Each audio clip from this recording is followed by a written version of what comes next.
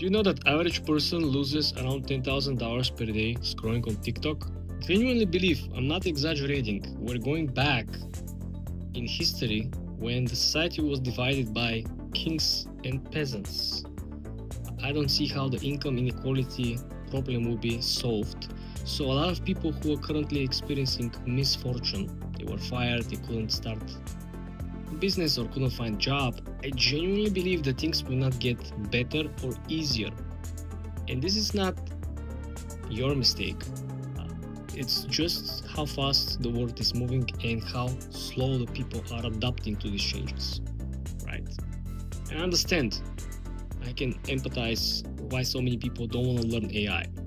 Because you're not geek, right? You're not geeks. You don't really care about this software, these changes, these systems, these AI agents. You don't really care about automation. You just want to chill. You just want to have your secure job. You have to have your very expected earnings this year. You want to know exactly how much taxes you're going to pay, when you're going to get paid, and etc. But life has become very, very busy. This is why you will see the concentration of wealth is increased. You will see that usually I have all the collection of Forbes magazines since back of 1989, 1980s, right? So I've screwed all it. So I essentially read how the whole generational wealth has moved from one person to another. And every couple of years, you see different people are appearing in top 20, top 50, top 10.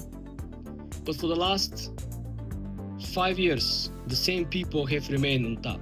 And these people are not losing their spot. Instead, they're actually getting wealthier and wealthier. What this means is that for the first time, we're having the same people are not losing their spot, they're not getting less wealthy, they're not retiring and moving away from business and somebody else which is currently more active replacing them, but instead we're seeing the same people actually double down. Elon Musk doubled down. The person who owns all this, the French billionaire who owns all these fancy brands, right, fashion brands, he doubled down, he didn't retire. And if you look back, the people who are wealthier, let's say in 2000s, Bill Gates, he retired, he stepped down, somebody else replaced him. The guy who owned Zara, he was the richest person in 2003, 4, 5, right? He stepped back, he scaled down operation, he focused on his life, not so much to business, right? There was a Mexican billionaire, right? He was also 2-3 years every time, first place, second place, third place. So you always get some switch. This year we had Larry Ellison from Oracle. For 1 day or 2 days, he was the richest man alive.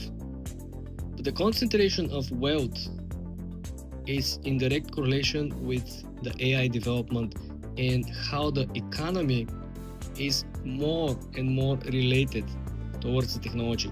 If before some portion of the GDP or the gross domestic product or the infrastructure or the businesses started in particular niche was kind of divided more or less equally. You had a lot of people starting and working in real estate, being on the developer side, being on the sales side, and also you got a lot of people, a lot of services that surrounded this business. Then you had a lot of people who were working in normal service jobs, right? People were happy. A lot of these jobs, little by little, especially now in 2026, will disappear. A lot of which already are gone in 2025. So this led a lot of people to adjust. The only decisions that they could do is to adjust. And adjusting is not easy.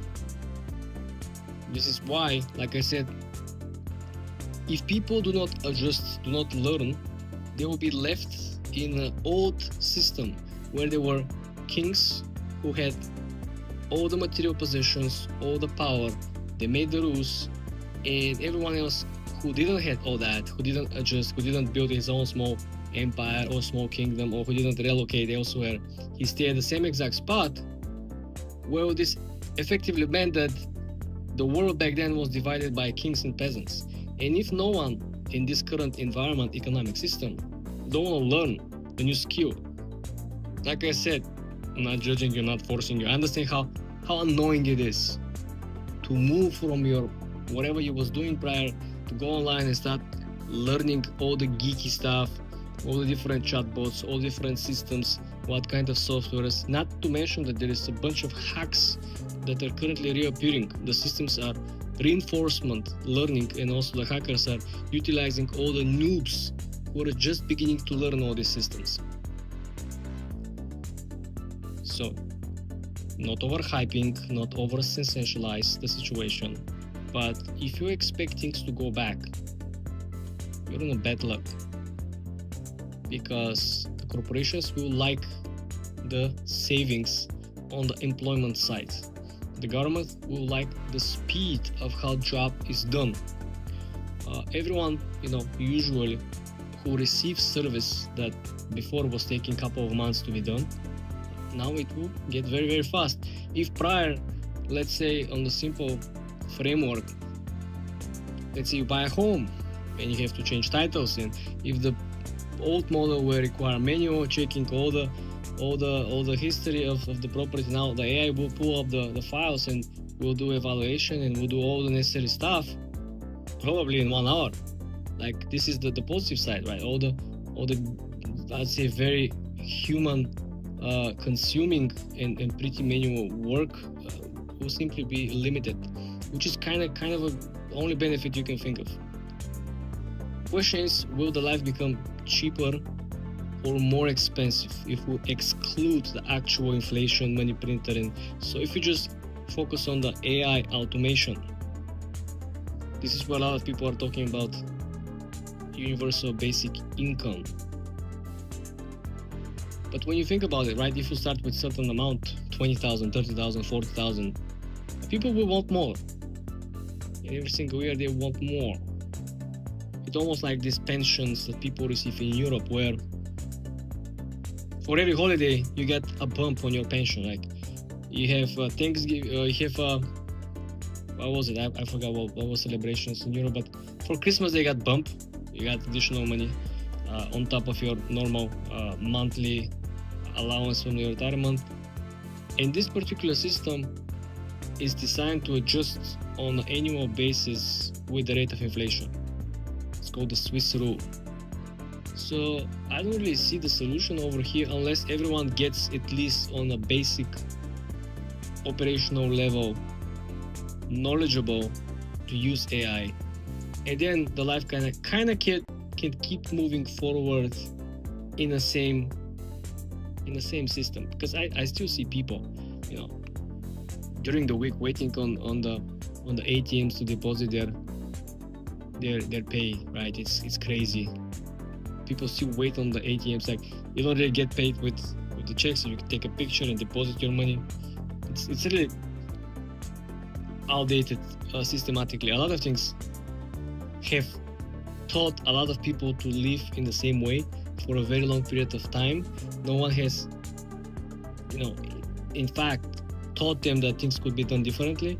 And innovation, and the last adopters of innovation, usually is the people who are losing the most. The people who are last to decide, okay, I am going to learn AI. It's already gonna be late, G. Average person spends around 2.5 hours per day scrolling on TikTok. That's around 912 hours every single year. And that's enough for a lot of people to change professions, obtain licenses. They can become pilots, they can become dentists. You can change your life, but instead people are actually scrolling on TikTok. Let's run even more numbers so you can understand the concept over here. Not realizing why so many people who are scrolling and brain rotting all day, every day, are actually the most broke people out there. Don't tell anyone. Look at this. If you just spend one of those 912 hours per year doing something else, you can go and enroll in pilot's license. You can learn how to fly the seaplane. These planes that land into the water. You can go and obtain the private pilot license. You can go and obtain a captain's license. You can buy a boat. You can learn how to sail. You can learn how to ski. You can become a ski instructor. There's so many different cool things or professions that you can actually learn. Not seeing So many people complaining and crying over here on TikTok, on the feed. I got fired.